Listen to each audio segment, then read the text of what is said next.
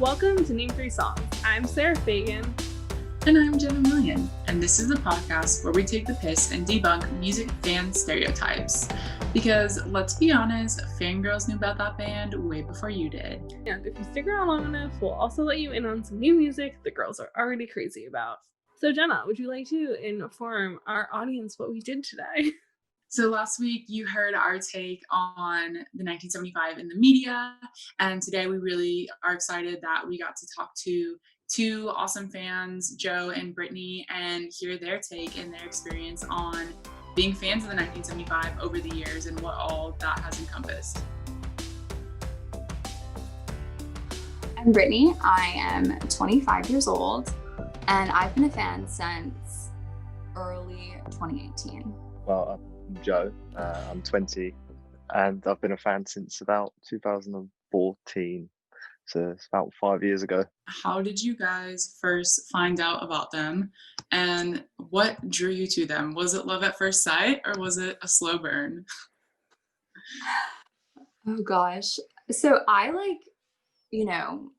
I had the Tumblr phase, like probably most of us did. And I mean, I listened to like their music back then, but then for some reason, I don't even know why, I just like kind of stopped. And then a friend of mine and I were on a road trip, and she played live at the O2, like the whole drive home. And I just kind of like fell in love. And then I went home and wanted to like watch what I had just heard. And so I watched live at the O2, and like that's what I would call love at first sight. Nice. And then it's just all been nonstop since then. I wouldn't say I was a huge fan back in the day, but it got to about a brief inquiry as to when I sort of switched on a little bit. I was like, this band is like ridiculously good. Was it love at first sight then? So if we're thinking about like their albums over time, their debut album was in 2013, and that was like came out very much was like a pop rock record. It's funny because I think of it as more like, at the time, because I was listening to Arctic Monkeys and just like all those bands, Yeah. like very much Tumblr phase as well. So I was like, yes, like, and that, like, I just loved them like for their alternative rock sounds. And then now looking back, I was like, wow, that they were even kind of like on the pop rock side of that. But anyways, their second album, in 2016 got a lot more recognition, and it was a lot more leaning into like a pop sound. And then with their two newer records, they've always kind of experimented with honestly, I feel like they're just such an experimental band in the way that they bring in different elements from rock and from pop and electronic and kind of combine it all. So I guess you want to hear just kind of like your thoughts on their ever-changing sound. It's a tough one, because I think over the years, I think they've kept the same sort of level, but obviously with the music they make. But I think back in the day, they were sort of playing to, get their name sort of thing. Whereas now it's like they just don't care. It's more Drive Like I Do now than it is the 1975. I think, but it's a tough one. It has changed a lot, but for them, if I was in Matty or George or whoever in their shoes, I think it'd be exactly the same, because I'm probably, when I say this, there's probably multiple songs that are on notes now that are like near enough the same as what they are on the 1975 self-entitled album. Can you just explain a bit more? Because we were talking about this earlier. What is the exact difference between like Drive Like I Do and the 1975? Because I know that that's like what they were before, and then they became the 1975, and then he's like, this is more a Drive Like I Do album. And like, can you explain that for people like me who are like, what? Or like, but whoever. I take it you've listened to like the Drive Like I Do album, right? Yeah. And it has some of it has sex on there, for example, and robbers, for example. Everything's just a bit more like, it's not. Whereas the 1975 self-entitled is just like one flat out.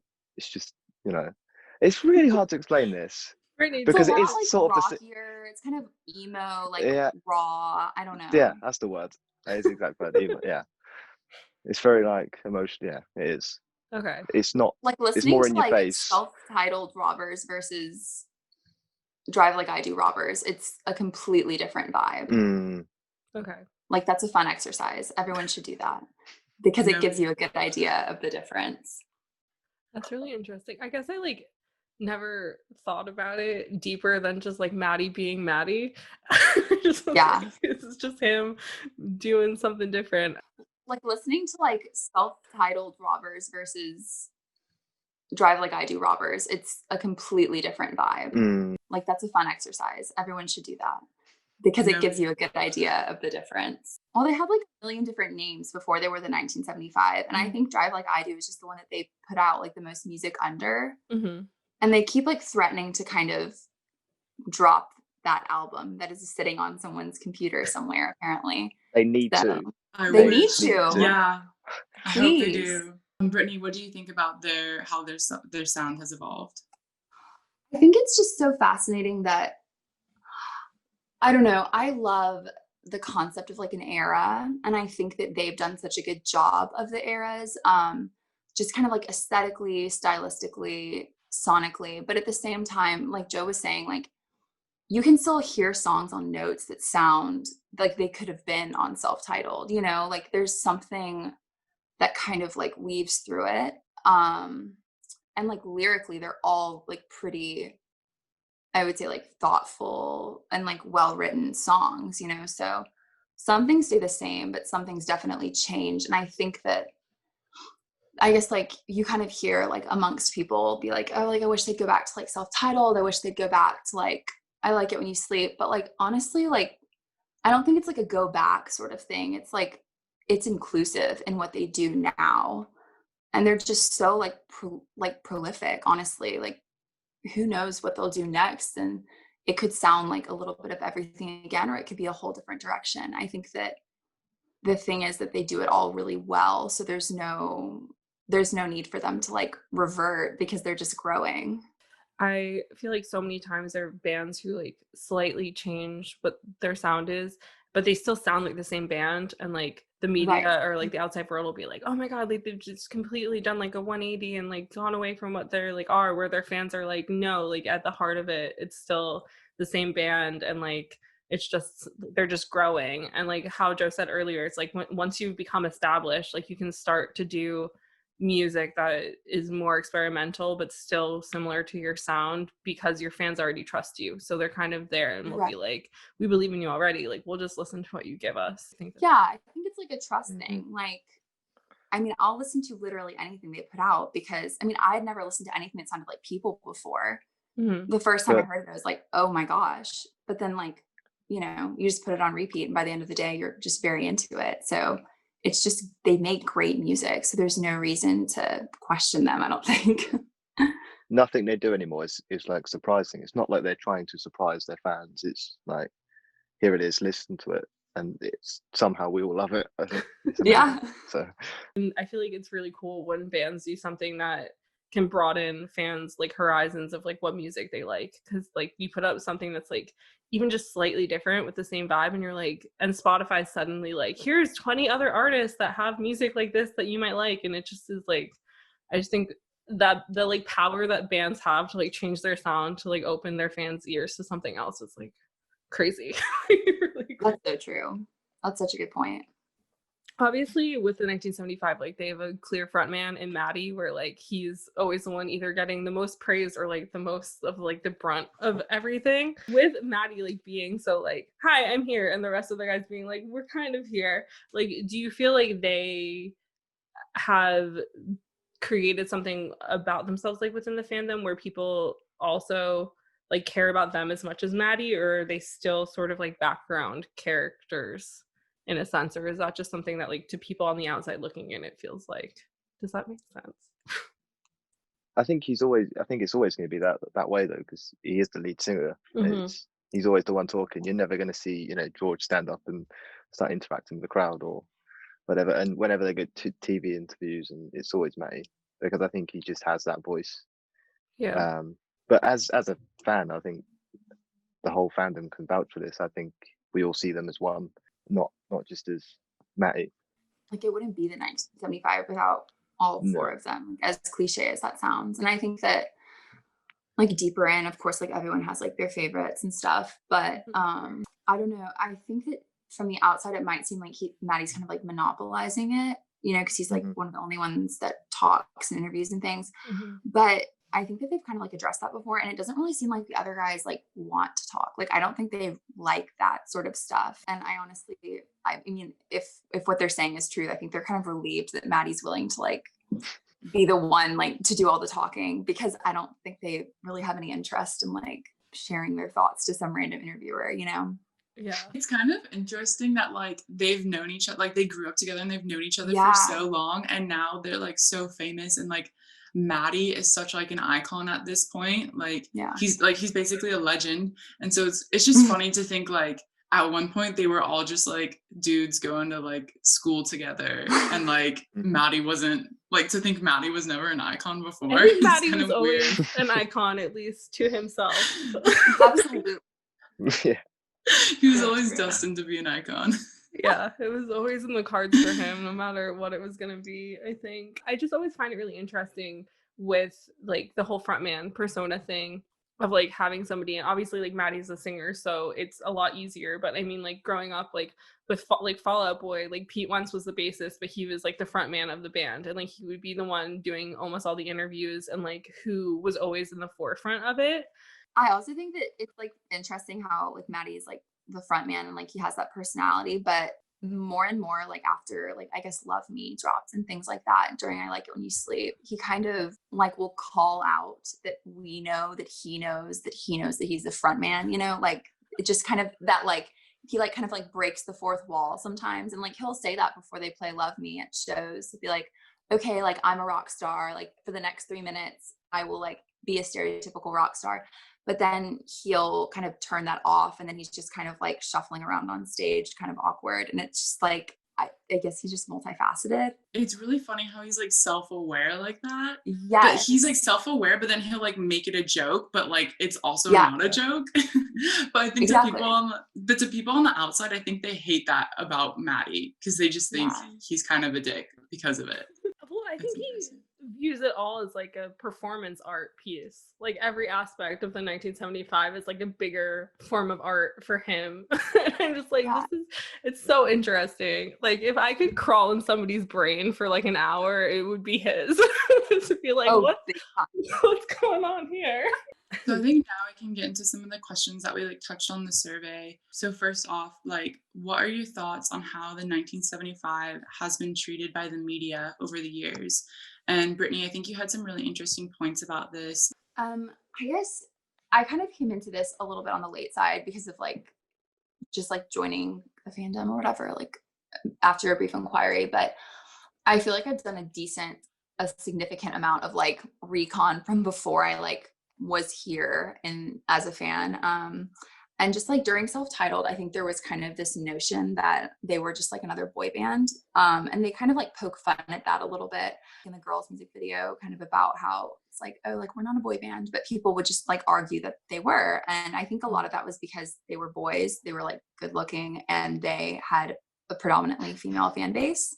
And I think that a lot of the like critical distaste surrounding Self-Titled was because no one really listened to the music or like gave them a shot because they were just like a British boy band, kind of during the same era as like One Direction, 5 Seconds of Summer, which, you know, at the same time, I think you could probably argue that, you know, maybe those bands, you know, didn't get a chance because of who their fans were. But I think that when you look at like their music, it's different than a boy band's music. And I think that some boy bands, they're performing songs that they didn't write, and they were like, you know, put together through like a talent search or something like that. And I'm not like bashing any band that was formed that way, but I think the 1975 is quite different. They've been a band for more than a decade, and they write all their own music, and it's all very personal. So that sort of got overlooked, I feel like, just because of their fan base, like being screaming girls, you know? Yeah, I think it's really Yeah. interesting because, and Joe, I want to get your opinion on this, but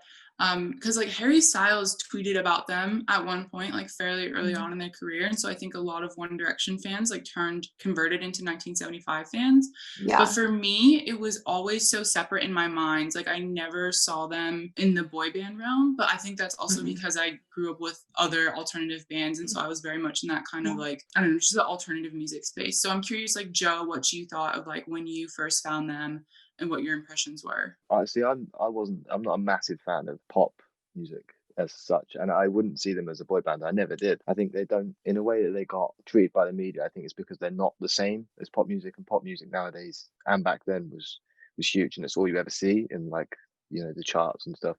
So I think that's probably the most unfair thing that they've ever had. But I don't think they care about that at all. Yeah, they don't. They don't want to be that boy band back then as well. I never saw them as that. And I don't think a lot of people did. And if they were that boy band, then that typical boy band, I don't think they would be who they are today. Right. I feel like a lot of that stigma was kind of painted by the media, and like a lot of it, Mhm. like I said, was kind of by people like Harry Styles, like mentioning them, um, and then the fans converting. I don't know. What do you think about that, Brittany? No, I think you're right. I think it was the media. Like I don't think any fan would think that they're a boy band. I don't think that, Mm. and I agree with Joe. Like they didn't want to be a boy band, and I don't think they cared about that image. They never tried to become that. But I also don't think that they cared what the media thought at all. Like that's just part of what makes them great, is that they're going to create regardless of what people are trying to get them to create. So I think that just in general, like it was kind of the image looking from the outside looking in, like, oh, this is just like, screaming girls, good looking guys, music that has guitars in it. And those are just like the three things people needed to be like boy band. But I mean, Maddie has like said in interviews before that people spun that as a bad thing, but he would much rather have, like screaming girls to play to, because they're actually passionate and they actually like invest in the music, than just some like random guys that are trying really hard not to look cool at a concert because it's like indie music or whatever, like I think that they wouldn't trade their fan base for anything. Well, so Joe, I'm gonna like this is sort of directed at you because like you're in the UK and like Jenna like studied abroad in England, so we've both like we have like these experiences of going to like gigs in the UK, and I feel like in Mhm. America at least, like when you go to like indie gigs, when there are guys there, they're trying to look cool. Like when I would like go see Arctic Monkeys when I was younger, like all the guys had their hair like styled like Alex, and they all were just like trying to look like hot shit, and like they didn't care. Yeah. Whereas like when I would go to gigs in London, like everybody just loved music without abandon. Like they did not give a fuck about anything. They just were like, we love music. Like we're here to have a good time. Like when you go to gigs, you just feel like everyone that's there is just like, it doesn't matter who you are, where you come from. Like we just all love this band. Well, And like, no, you're all there for one thing. yeah. Like, so you sort of, I mean, you are as one and you're connected to everyone there, but you sort of switch off in that hour or 2 hours or whatever it is, just to focus on that and sort of sing your heart out, sort of thing. Yeah, nobody really cares. I think a lot of people do. The whole with the 1975 or smaller indie bands, they do follow the hipster sort of indie trend, but Yeah. I think no, people don't care. I certainly don't. What do you remember about going to their early gigs? It was very like the places were very small, like tiny. You like ridiculously small, but everyone was like, it's not the same now. Whereas you've got seats or you got standing areas. Everyone was like bouncing and jumping around, not caring. Whereas now they're a lot bigger. If you're not on the floor, it's like it is still amazing, but it's not. You still don't get the same vibe as back in the day. But it's just still the same. Nobody cares. It's like bounce around, like visuals. The visuals have got better, a lot better, obviously, over the years, but it's still the same jump around, bouncing, don't give a damn vibe. Based on the idea, Yeah. so the idea that 1975 has a lot of like screaming fangirls, because like we all know that's not true, but like based on that idea, do you think the media portrayed them one way or just kind of like wrote them off, didn't take them seriously because of that? And like also because then after their first album and like everybody treating them like badly and like with like the enemy being like, oh, you guys are like you won the worst band of the year award and like slagging them off like constantly for like 2 years. Yeah, but I like it when you say it came out and everybody was like 5 stars all around, best band to ever exist. Like, what was that like for you guys? But also it's like what was like, I just feel like going from being judged so harshly to just being a fan of them, and also just as the band, to then them being like the music journalism darlings of the world. Like, what was that like having to live through something like that? For me, it was, you know, it doesn't bother me because I'm a fan no matter what. It's not, nobody's going to change my mind. Yeah.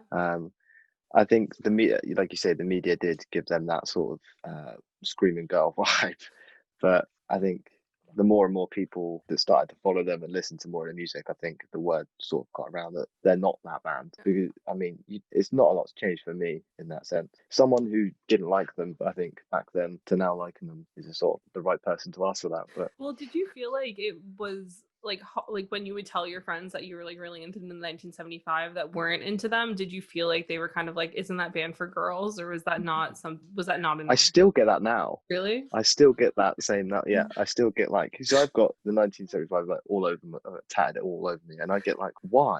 Like it's then it's hard to explain because they assume that it's a, you know, a girls band or the music's not as good, but we just get them. There's an interview with Matty and it's like he even says like our fans, they just get us, and so I can't, it's, I don't know.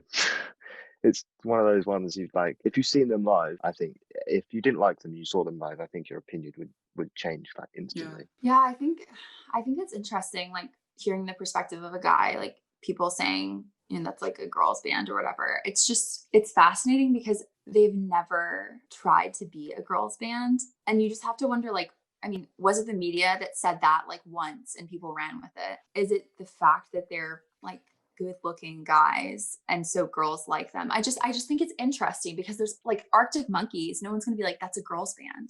Yeah. I don't feel like, I don't know. And I don't know if it's because people take the Arctic Monkeys more seriously, or if I just think that's so fascinating. Like I mean, there's plenty of differences between the 1975 and the Arctic Monkeys, obviously, but there's never been that, like, I guess, hysteria with the Arctic Monkeys, like, but there has been with the 1975. And I wonder if it's because like they got really big in America when they came over and they had like groupies and like girls like at their shows and stuff like that. But I don't know, like that kind of happens to like the Beatles, and no one really thinks of them as a girls band. So I just don't know. I think that's really fascinating. The weirdest thing you'll get, especially in the UK, is so supporting the 1975 is like frowned upon for being a guy, which is strange. But if a girl was to do the opposite and, you know, like the Arctic Monkeys or Oasis or anyone like that in the UK, guys think it's amazing. So why can't it work like vice versa with the 1975? So weird. It's weird.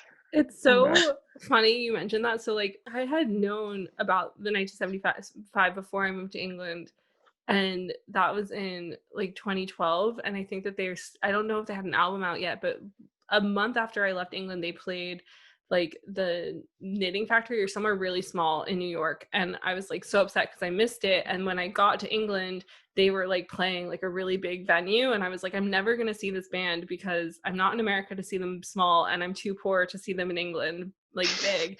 And there was like this guy who I was friends with who like just loved them like so much, like, and he was like, yeah, like I always just get really judged for like loving them. And I'm like, but it's really cool that you love them and you don't care because like they've been like written off as like a band for girls. And he was like, yeah, but it's fucking stupid. And I thought it was interesting that you mentioned Arctic Monkeys, because him and I had that same exact conversation about it, because I love Arctic Monkeys. They're like one of my all-time favorite bands. And his take on it was that Arctic Monkeys' first record, they were like so bad that they were good, and that Alex couldn't really sing yet, but it was like in a very like northern acceptable way because of like what they were trying to sell. And so because that record was like kind of grungy, even though it was just like rock music, that's why he was like, oh, like this is why they're more accepted, because they're making music that's like quintessential guy music, rather than the second something sounds poppy, like even if it's one song, the media is going to be like, this one song sounds like they wrote it for a girl. You're so right. I literally wonder if they had like released a Drive Like I Do album as the 1975 before they released self-titled, like I wonder if everything would be different, because Drive Like I Do sounds like grungy rock, and like objectively there are moments where Maddie, like the singing was not exact, it was kind of like yelling more than singing. You hear it and you're like, oh my, his voice has changed so much and it's like gotten so much like stronger. But I mean, that could have been like the same Arctic Monkeys trajectory for them. So I don't know. It's just like, it's so crazy, especially just like how much, like obviously the media has so much to do with everything, but it's just crazy how much it can like change the trajectory of a band and like who like wants to be a fan of them. Yeah, it's really interesting, I think. So we definitely want to talk about like why the fans just cancel Maddie all the time. But before we get there, let's just hear about what you think their relation, like the fandom's relationship with the band. How is that, like, just in general, or like over the years? I think it's like a family. Everyone, when the albums came out. So I sat when Notes came out. I sat on Twitter for like 24 hours. It was like it was crazy because my Twitter is not normally full of 1975, and it wasn't like I was going out there looking for it. I was just tweeting, and then it was tweet, and they were just coming back. So that makes me think like it's always been, a massive family, more so in the recent years than it has been back in the self-titled days. Yeah, I think that, I mean, from what I've seen, like I like look back on like 2014, 2013, 1975, and like I wish I had like been around then, just because it seemed like, well, like I was around, you know what I mean? Like as a fan, I wish I had been there for those experiences, because it just seemed like, I mean, you hear these stories of like fans like running into Maddie, like walking around a city before a gig, and he's like, oh, like, we'll bring you on stage, just like random things. Like I've seen all these like things on TikTok about that, but yeah, I saw one of those. Like it's just insane. It was just this different time where like the access to like the band, because they weren't really famous yet. I mean, and you have to like give someone something to invest in, and being accessible and like sharing online and things like that, I think was how people felt connected to them. And I don't know, I think that they just realize they've never forgotten that they literally were in like tiny bands in like, in school together before they were big or anything. And they all grew up together, and like, they don't forget that that's how it was. And I think they're really thankful that people have invested in them and believed in them. And now it's something much, much bigger. And I just think that their ability to keep that perspective has kind of kept them humble and kept them caring so much about what the fans think and like feeling accepted and things like that.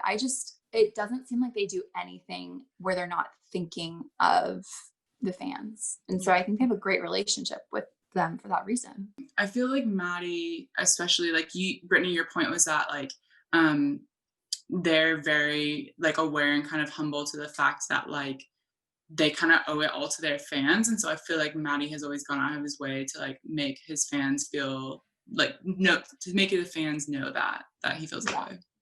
Absolutely. I think that they just seem like nice, like down to earth guys. Like they're not gonna, I don't know. I can never see them like being like, no pictures. Like they just, I don't think that's who they are. And I think that that's really interesting, because like the persona that like Maddie sometimes gives off in the media is very just like so like the episode that's coming up before this, like Jenna and I had like a conversation about this, and we're calling it Maddie Healy's God Complex, because in the media, like Maddie, but like we were talking about this, like he has this persona that he puts on that's like not really real, but at the same time, like he also knows that like he has this like talent and ability to kind of just like draw people in and like make people interested in him, and he's like, I'm just gonna like ham it up. And so it's just really funny, like in doing research, like watching interviews from the beginning when he was like very much like just himself, and then as it got farther, him like leaning into this persona of like this like weird God complex sort of thing. And so it's really nice like talking with like fans like you guys about this sort of stuff, and like knowing that you guys still know that that's not who he is. And so like what about it like has it like have they done stuff like with fans or like sort of things that has like made it clear that like the media persona that Matty has is like not actually who he is, or is it just something that you guys are like, we just know, like you just know? I think it's just a case of we just know, but the people that meet him, even if you watch videos of people meeting him, he's always like, "Oh, I love you too." Like, you know, he's never like picture on his way. Has time to stand there and talk. Yeah, I think that's so true. Like, I just think that, I don't know, there's like certain people that I feel like you hear stories that, you know, fans met them and they were like really rude or something like that. Like, I can't really think of anyone specifically, but you hear stories of like terrible, like don't meet your heroes moments, you know?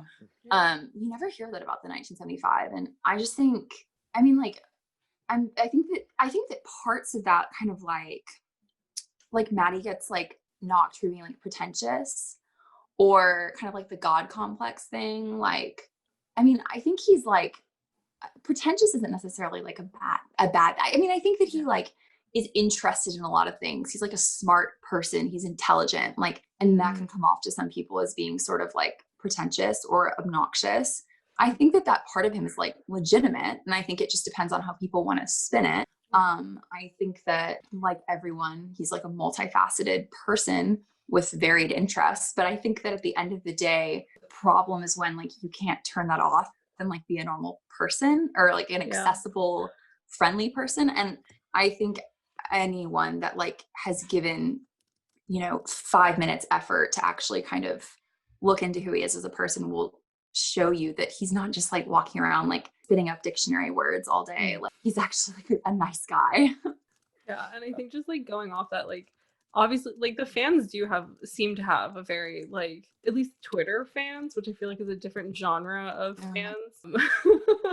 They seem to have like a very tumultuous relationship with him for seeming to be so like loving and caring about the fan base. And like, can you guys get into detail about this at all? I don't know. I'm not like, I'm on Twitter and I follow like band and like that kind of thing, but I don't have like a Twitter like stan account. So I guess all of the things I've seen have kind of been like watching, not participating. And I don't know. I think the thing is, I guess it's happened in, I guess, various capacities over the span of the band's life or whatever. But most recently, I guess what happened was sort of Matty tweeted something regarding like Black Lives Matter. And it was like a tweet. And then he also posted, I guess, a link to Love It If We Made It. And that like ended the world apparently for him. Like it was the strangest thing. Like, I was on Twitter when all this happened and it was like a tweet, and then he apologized if it seemed insensitive. And then just like, it was endless. Like, all of his mentions were like, how could you do this? Like, what were you thinking? I mean, it was just like, it was so angry. And I think he tweeted maybe like one more apology and then the account was just gone. And I don't know, for me, like I just like happened to be online watching this. And it was just like the strangest moment of like, and this is coming from the perspective of someone who like, I mean, I unequivocally support Black Lives Matter. I like want to be an ally. I want to be someone that like is compassionate in all ways, you know, in that way. And I think that Matty is the same way. And I think that anyone that's a fan like would know that. And so it shocked me that people were suggesting that he wasn't like being a genuine supporter or that he was like trying to, you know, get more streams off of this. I really think like he just was like, this is how I feel about it. And there was really no context given to him, no like consideration of what he might have meant. And then he was just like canceled and it was just over. It was just like the strangest thing. You can't win with social media though. Like, I think that's why.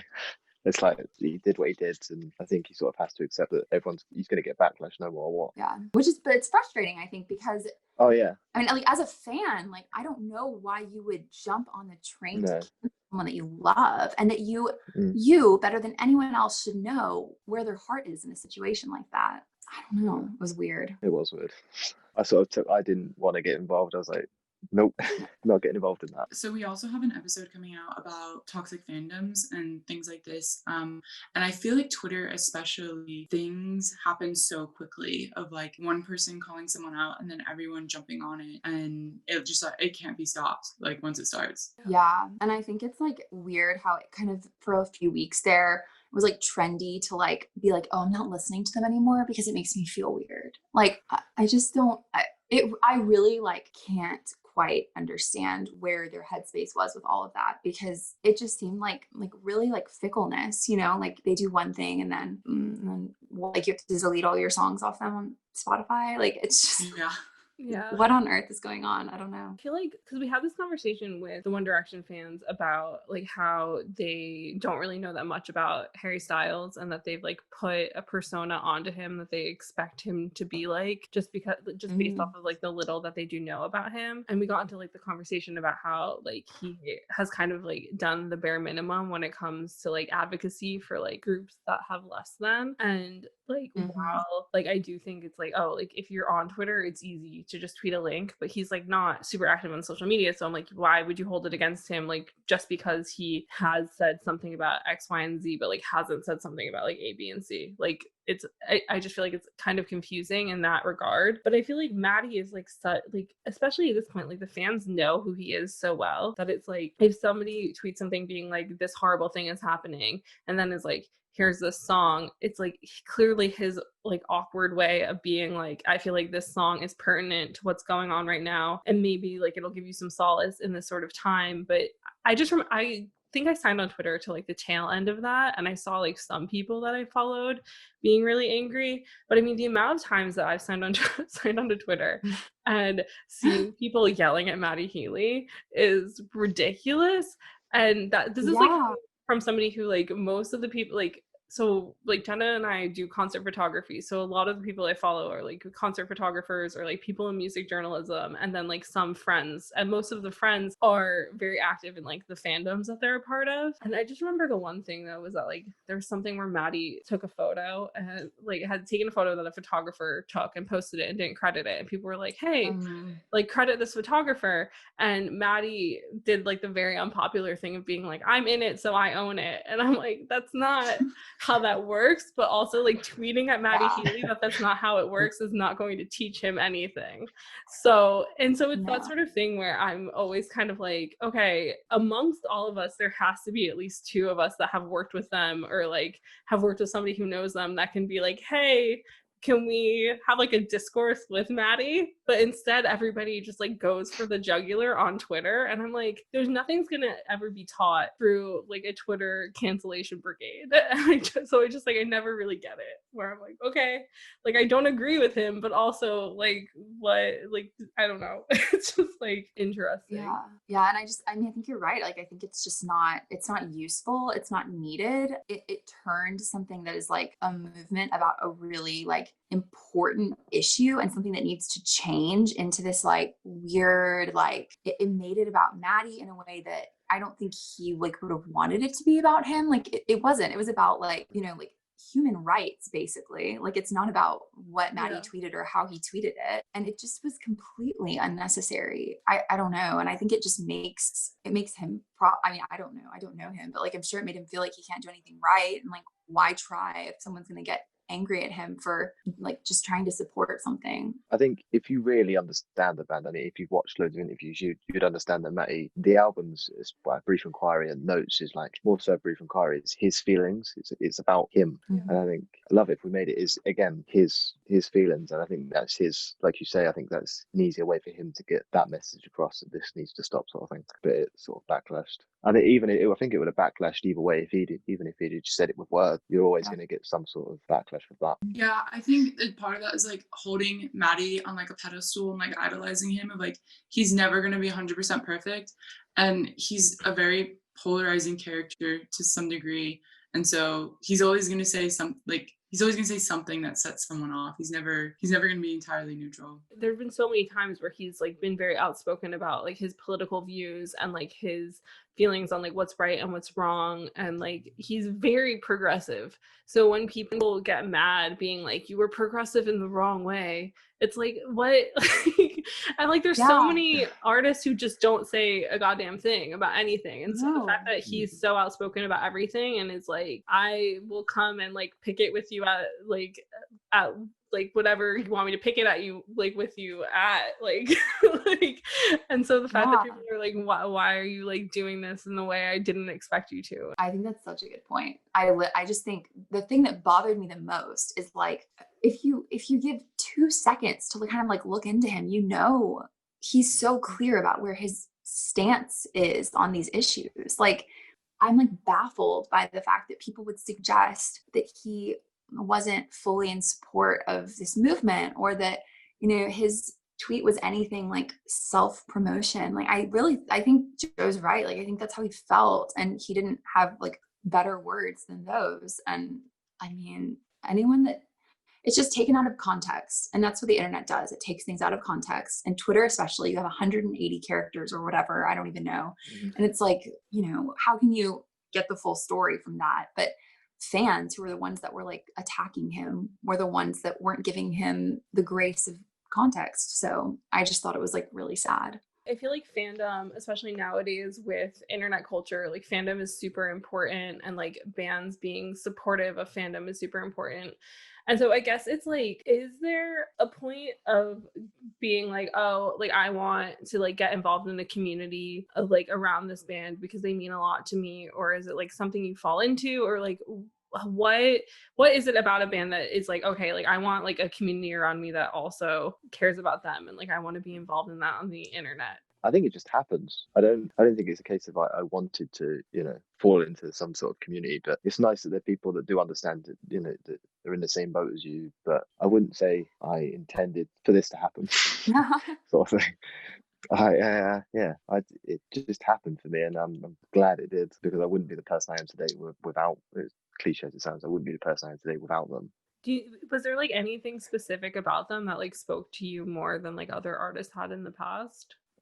Matty himself, I think his whole story resonates with me. I won't go into loads of detail, but yeah, his story and just the music itself, the lyric, it's lyrical genius. It's like the whole thing is just amazing. I think that's so true. I think it's just, I don't know, as soon as I like found that it was kind of this interesting place where I had a lot of old music that I hadn't really explored from them, because I fell in love like with the band like between A Brief Inquiry, and so I Like It When You Sleep was out and Self-Titled was out. So I had this like really cool period of like a few weeks where I was listening to it was like 2018, and I was hearing like Settle Down and like Pressure for the first time. And it's like, it was just so cool to me that, you know, they build this like world, and there's so much to latch onto, and you can listen to things and like hear something new every single time. And just the way that like,